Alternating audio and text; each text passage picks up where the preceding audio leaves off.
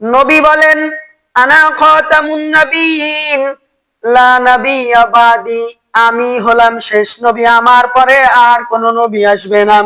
তাহলে এখান থেকে স্পষ্ট হয়ে গেল যে আখেরি নবী, শেষ নবী আহমদ মুস্তাফা মুহাম্মদ মুস্তাফা সাল্লাল্লাহু আলাইহি ওয়াসাল্লাম হলেন আমাদের আখেরি নবী, শেষ নবী। তো এই নবীকে বিশ্বাস করা ঈমান, এ নবীকে মনের থেকে ভালোবাসা ঈমান, এ নবীর সমস্ত আদর্শ পালন করাও ঈমান। কিন্তু সমাজের ভিতরে কিছু মানুষ বলে, আমি কোরআন মানবো, হাদিস মানবো না।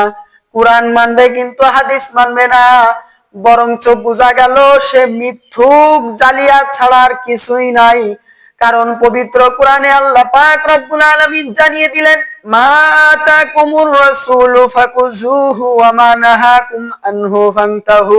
যা তোমাদের রাসূল তোমাদের সামনে পেশ করে, যেটা দেই তোমরা সেটা গ্রহণ করো, আর যেটা তোমাদের রাসূল তোমাদের নিষেধ করে সেটা তোমরা ছেড়ে দাও, সেটা তোমরা পরিত্যাগ করো।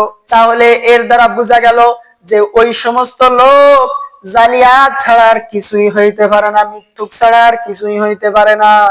কারণ পবিত্র কোরআনে আল্লাহ পাক রব্বুল আলামিন বললেন, আতিউল্লাহ ওয়া আতিউর রাসূল, আমাকে অনুসরণ করো, রাসূলকে অনুসরণ করো। তাহলে আমি পবিত্র কোরআনের এক অংশ মানলাম, আর এক অংশ মানলাম না, তাহলে আমার থেকে বড় মিথ্যুক আর কেউ হতে পারে না।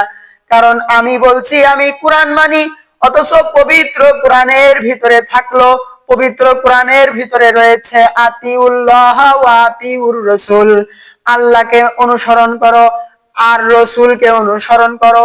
অথচ আমি আল্লাহকে অনুসরণ করলাম, রাসূলকে অনুসরণ করলাম না। আল্লাহ পাক রব্বুল আলামিনের অনুসরণ করার কথা বললাম, অথচ আল্লাহর রাসূলকে মানলাম না।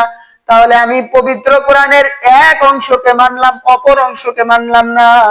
আমার মতো জালিয়াত আর নাস্তিক নাফরমান আর কেউ হতে পারে না।